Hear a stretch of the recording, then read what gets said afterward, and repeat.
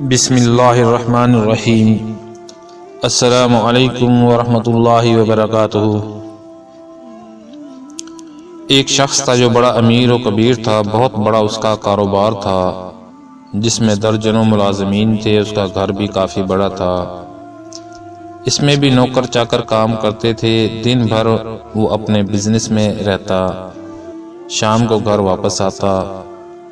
اس کا جو اپنا بیڈ روم تھا وہ ایک جوان العمر لڑکی صفائی کرتی تھی۔ ایک دن وہ اتفاق سے وقت سے پہلے گھر آ گیا۔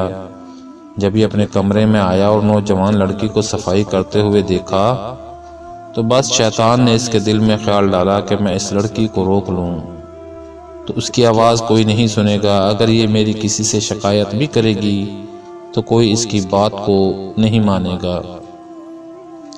میں تو پورے پولیس اسٹیشن خرید سکتا ہوں، ملازمین سب میری بات مانیں گے۔ لڑکی نے دیکھا کہ مالک وقت سے پہلے آ گئے ہیں تو اس نے جلدی سے جانا چاہا تو مالک نے فوراً ایک زوردار آواز میں کہا کہ ٹھہر جاؤ۔ وہ مالک کے تیور دیکھ کر گھبرا گئی۔ مالک نے کہا کہ سب کھڑکیاں دروازے بند کر دو۔ اب لڑکی پریشان کہ میں کروں تو کیا کروں، لیکن اس کے دل میں تقویٰ تھا، اللہ کا خوف تھا، آنسو بہہ رہے ہیں اور اللہ سے دعا بھی کر رہی ہے۔ چنانچہ اس نے ایک ایک کر کے سب کھڑکیاں دروازے بند کرنا شروع کی۔ کافی دیر ہو گئی لیکن وہ آ نہیں رہی ہے۔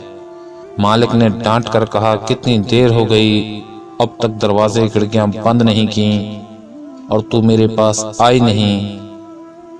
تو اس لڑکی نے روتے ہوئے کہا کہ مالک میں نے سارے دروازے بند کر دیے، ساری کھڑکیاں بند کر دی، مگر ایک کھڑکی کو بہت دیر سے بند کرنے کی کوشش کر رہی ہوں لیکن مجھ سے بند نہیں ہو پا رہی۔ تو اس نے غصے سے کہا کہ وہ کون سی کھڑکی ہے جو تجھ سے بند نہیں ہو رہی؟ تو لڑکی نے کہا کہ میرے مالک جس کھڑکی سے انسان دیکھتے ہیں، جن کھڑکیوں سے مخلوق دیکھتی ہے، میں نے وہ ساری کھڑکی بند کر دی، لیکن جس کھڑکی سے رب العالمین دیکھتا ہے اس کھڑکی کو بہت دیر سے بند کرنے کی کوشش کر رہی ہوں لیکن مجھ سے بند نہیں ہو پا رہی۔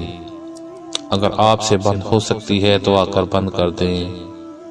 فوراً بات سمجھ میں آ گئی کہ واقعی میں اپنے گناہوں کو انسانوں سے چھپا سکتا ہوں لیکن رب العالمین سے نہیں چھپا سکتا۔